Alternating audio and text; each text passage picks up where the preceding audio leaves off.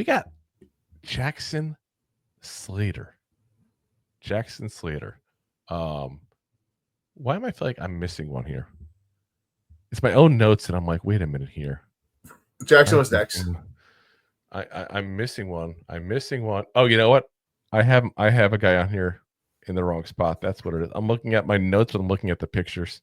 Jackson Slater. Here he is. Oh my gosh. Been a long day.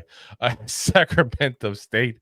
Not exactly a team you hear about very often in the draft. 6'4", 316 pounds, 21 years old, will be 22 next year, from Bellevue, Washington, not to be confused with Bellevue Hospital.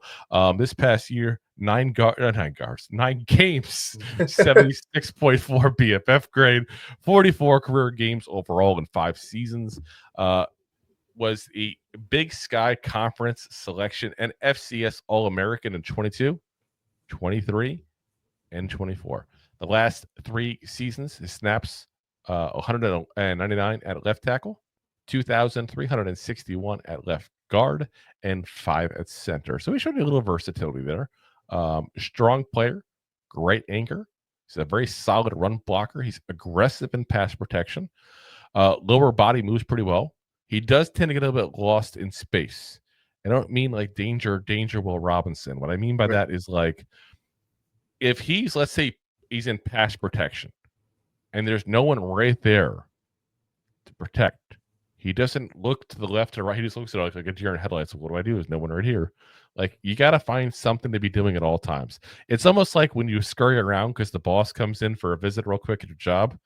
It's like almost like that should be the mentality to a certain degree. Protect your lane, stay in your spot to where you're not, leaving a big gaping hole in front of the defender to go through. I'm not saying that, but put a hand on somebody, figure out something. Don't just sit there. He's got good punch. He's a little off on placement though. He also needs more work on pass protection because basically, and this is, I think, a product of where he is, because again, he's at Sacramento State, not exactly the powerhouse school. He gets by with pass protection by basically taking guys on dead on instead of actually gaining skills and technique and things, because he just hasn't needed it. He's been that dominant against the guys he's facing. So dominance in the pro column, not being able to develop much of his skills on as far as some of the pass protection work, because he hasn't needed it. That's the negative. It's funny how that works both ways. It really is. This whole iron sharpens iron. So when iron goes against wood, it's not a sharp.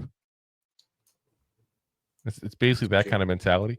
I think he'll be an early day 3 because there are going to be somebody and some people maybe even that see some potential for him to develop into a potential starter. I do see it, but it depends on what you think he's going to be against top tier talent. And you have to really, really stare at that video pretty hard and see what you think and see, what you see in him trait wise that you like and don't like there. But I think it's enough that somebody's going to like him enough and say like round 4. Very, very early part of round 5 is going to see him and go, you know what, let's take this kid and see if we can develop him.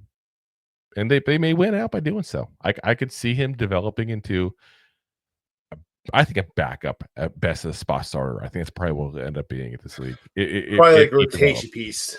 Like, I don't want to make him seem like he's going to develop into some great starter. I think, yeah, rotational piece, solid backup. I think that's where probably his role is going to be. So. Yeah. If you like that clip, then you will love the full episodes too. Find us on your favorite podcast app and look for us on all your favorite social media platforms. Thanks so much. Please, I beg